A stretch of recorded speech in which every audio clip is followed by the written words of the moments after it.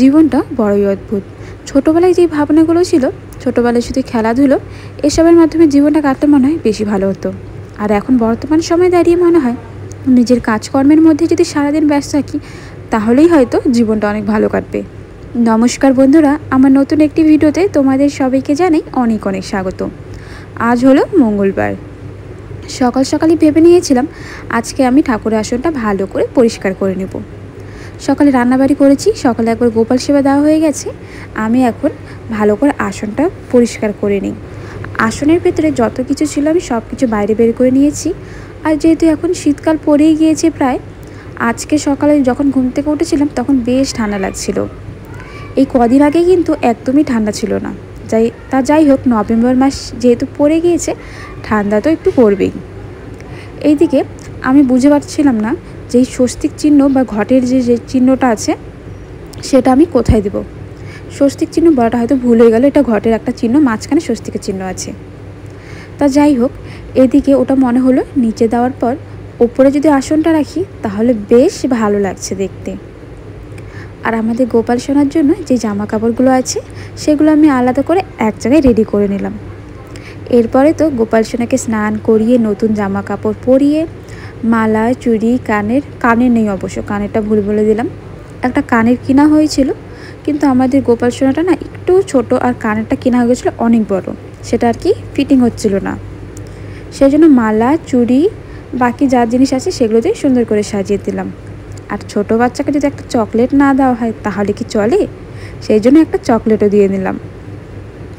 সকালবেলা পূজাটা দেওয়ার পরে খাওয়া দাওয়া করার বাকি আছে। সকালে রান্নাবাড়ি করেছি, সবাই খাওয়া দাওয়া করে কাজেও চলে গিয়েছে।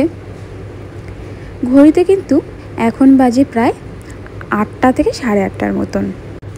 পূজা দেওয়ার পরে আমি সকালে বানিয়েছিলাম চা, রুটি, সয়াবিনের তরকারি, আর তার সাথে রয়েছে কিছু বিস্কুট। এটা খেয়েই সকালের জলখাবারটা কমপ্লিট করে নিই। তারপর 11টা 12টার দিকে আবার ভাত খাওয়া যাবে। কালকে আমি যে জামা কাপড়গুলো ধুয়ে দিয়েছিলাম, এখন যেহেতু শীতকাল পড়ে গিয়েছে, বাড়িতে 10টার দিকেও রোদ আসে না, আর 12টার দিকে তো বলোই না, তখন রোদের একদমই দেখা মেলে না। কিছু জামা কাপড় শুকিয়েছে কিন্তু কিছু শুকায়নি, সেই জন্য জামা কাপড়গুলো টিনে দিয়ে দিলাম। কারণ বাড়িতে রোদ না থাকলেও টিনের মধ্যে রোদ রয়েছে, টিনের মধ্যে আর কটা কাপড়ই বা দিব। তার উপর টিনের উপর রয়েছে গাছের থেকে এত পাতা পড়ে যে টিনটা ধীরে ধীরে খারাপ হয়ে যাচ্ছে। কিছুদিন আগে যখন বৃষ্টি হয়েছিল তখন দেখলাম টিনগুলো ভালো থাকা সত্ত্বেও টিন থেকে ফুটো হয়ে জল পড়ছে। এই ঘরটা কিন্তু বেশি দিন হয়নি বানানো হয়েছে, কদিন আগেই বানানো হলো, তাতেই এই অবস্থা। এদিকে কালকে যে বিছানার চাদরগুলো ধুয়ে দিয়েছিলাম আজকে সব শুকিয়ে গিয়েছে, এগুলো গুছিয়ে রেখে দিই।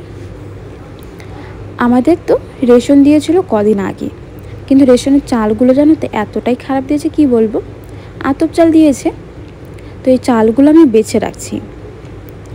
মাঝে মাঝে খাওয়া যাবে, পিঠা খাওয়া যাবে, বা আতপ চালের খিচুড়িও খাওয়া যাবে। আমাদের কাছে কুলো নেই, সেই জন্য আমি থালার মধ্যে চালগুলো নিয়েছি। আর দেখো চালের মধ্যে কত ধুলা রয়েছে, একদম ভালো করে পরিষ্কার করে নিয়ে চালগুলো বয়ামে ভরবো। একদিনে সব চাল আমার পক্ষে পরিষ্কার করা একদমই সম্ভব নয়, কারণ এখানে মোটামুটি 4 থেকে 5 কেজির মতন চাল আছে। প্রত্যেক দিন অল্প অল্প করে বাছাই করবো, এই কৌটোটার মধ্যে ভরে রেখে দেব। এইভাবেই সারাটা দিন কাজকর্ম করে নিজেকে ভালো রাখার চেষ্টা করি। দেখো, কাজকর্ম করলে কিন্তু আমাদের মনে যতই যাই চিন্তা থাকুক বা ভাবনা থাকুক সেগুলো ধীরে ধীরে ভালো হয়ে যায়। এই জন্য কাজকর্মের মধ্যে ব্যস্ত থাকা ভীষণ ভালো। চলো বন্ধুরা, আজকের জন্য এতটাই।